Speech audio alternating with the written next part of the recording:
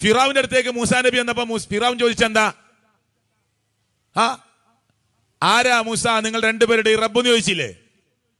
ചോദിച്ചിട്ടില്ലേ? ഫമർ റബ്ബുക്കുമായ മൂസ, ആരാ നിങ്ങൾ രണ്ടാളുടെ റബ്ബ്? പിന്നെ എന്തിനാ മൂസ എന്ന് വിളിച്ചത്?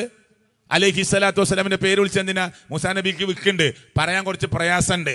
ഹാറൂൻ നബിയാ കൂടെ ഉള്ളത്, നല്ല അടിപൊളി സംസാരം നടത്തുന്ന ആളാ, വാക്ചാരുതള്ള ആളാ. അതുകൊണ്ട് മൂസാ നബി ഉത്തരം പറയണം, ഹാറൂൻ നബി പറയരുത്. അതുകൊണ്ട് നിങ്ങൾ രണ്ടാളി റബ്ബ് ആരാന്ന് വെച്ചിട്ട് ഫിറൗൻ അവിടെ ഒരു ട്രിക്ക് ഇട്ടു. എന്താ? ഖാല ഫമർ റബ്ബുക്കുമാ യാ മൂസ, ഓ മൂസ നിങ്ങൾ രണ്ടാളി റബ്ബ് ആരാണ്? അപ്പൊ ഹാറൂൻ നബി എങ്ങനെ മറുപടി പറഞ്ഞ ഫിറൗൻ പറയും, ഞാൻ ചോദിച്ചത് മൂസയോടാണ് അലൈഹി സ്വലാത്തു വസ്സലാം, ഉണ്ടാകെ കയറി. അതിനാണ് മൂസാ നബിനെ വിളിച്ചത്. ഹാറൂൻ നബി അടിച്ചു പൊളി സംസാരിക്കുന്ന ആളാ. അപ്പൊ മൂസാ നബിക്ക് വിക്കുണ്ട്. മൂസാ നബി പറയുമ്പോ കൊഞ്ഞപ്പാട കൊണ്ട് സംസാരിക്കാൻ കഴിയില്ല. ഫിറൗൻ അറിയാം, ഫിറൗന്റെ കൊട്ടാരത്തിൽ വളർന്ന മൂസാ നബി. അതിനാ അങ്ങനെ ചോദിച്ച പേര് വിളിച്ചിട്ട്. ഇത് ഞാൻ പറഞ്ഞല്ലോ, തഫ്സീർ പറഞ്ഞ. ശരി, അപ്പോ മൂസാ നബി ഇവിടെ വരുന്നതിന് മുമ്പ് തന്നെ ഫിറൗന്റെ സ്വഭാവം അറിയുന്നത് കൊണ്ട് ദുആ ചെയ്ത് വിക്കൊക്കെ പോയി, റബ്ബി ശ്റഹ് ലി സദ്രി വയസ്സിർ ലി അംരി വഹ്ലുൽ ഉഖ്ദതം മിൻ ലിസാനി. സമയമില്ല, നാവിന്റെ കെട്ടിക്കുടുക്ക് അഴിച്ചോണ്ട റബ്ബേ, ഹൃദയം വിശാലമാക്കിക്കൊണ്ട് അല്ലാ എന്നൊക്കെ പ്രാർത്ഥിച്ചിട്ടാ വന്നത്.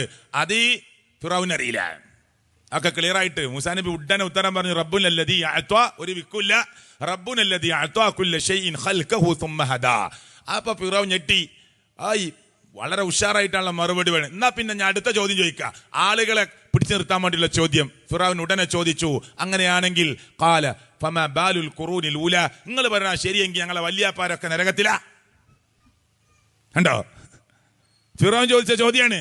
ഖാല ഫമാ ബാലുൽ ഖുറൂനിൽ ഊല, അങ്ങനെയാണെങ്കിൽ ഞങ്ങളെ വല്യാപ്പാര്, കഴിഞ്ഞു പോയ നൂറ്റാണ്ടിൽ ജീവിച്ച് മരിച്ചുപോയവർ, അവരുടെ അവസ്ഥ എന്താ?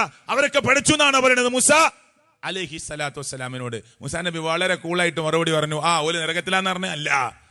ഖാല ഇൽമുഹാ ഇൻദ റബ്ബി, ഖാല ഇൽമുഹാ ഇൻദ റബ്ബി. ഓലെ കുറിച്ച് നമ്മൾ ചർച്ച ചെയ്ത് വെറുതെ സംവാദം നടത്തണ്ട.